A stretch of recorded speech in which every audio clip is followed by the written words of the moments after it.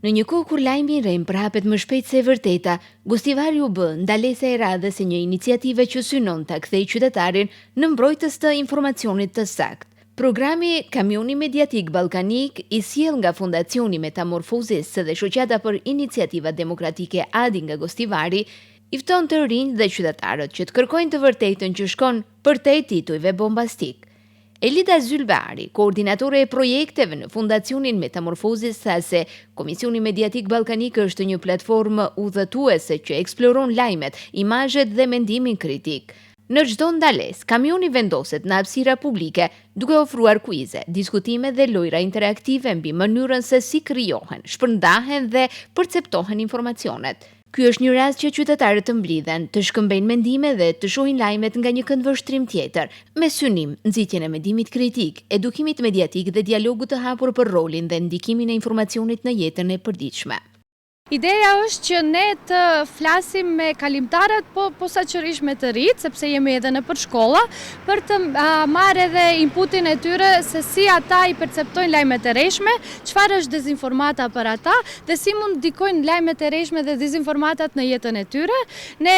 patëm edhe një prezantim me nxënësit e shkollave të mesme dhe ata ishin deri diku të përgatitur të njohin dezinformatat, posaçërisht ato që krijohen me inteligjencë artificiale, mirëpo duket nevoja e tyre për të edukuar ende më tepër për të krijuar një mendim kritik, sepse mendimi kritik, gjithë aktiviteti i cili ne e bëjmë në gjithë Ballkanin, edhe në Maqedoni, është që ne të nxisim mendimin kritik.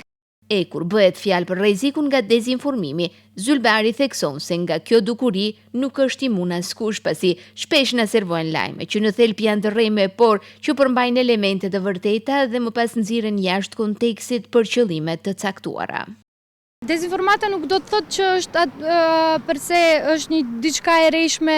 si e tillë. Ajo mund të përmbajë edhe elemente të vërteta, mund të përmbajë elemente të propagandës, mund të përmbajë nxjerrje jashtë kontekstit. Pra, kur sajohet një dezinformat, ka shumë elemente të cilat duhet kemi kujdes, edhe duhet të shifet edhe pjesa e krijuar me inteligjencë artificiale, sepse edhe këtu qëndron rreziku. Elida shton se qytetarët gjithmonë duhet të kenë parasysh një gjë të rëndësishme. Për çdo dyshim që mund t'u lind, është e domosdoshme të kontrollojnë burrimet e informacionit dhe mënyrën se si ai është shpërndar në mediat e tjera. Sendi parë që u themi lexuesve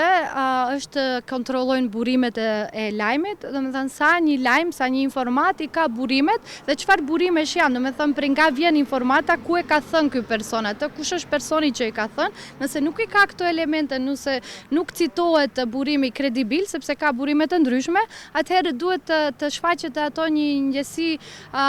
të shohin, ta kontrollojnë informatën edhe në media tjera, se mund të mos jetë e vërtet, pra duhet të shifet edhe nëse ky informacion është shpërndar në mediat në vende tjera për ta krahasuar atë me versionin që e kanë lexuar.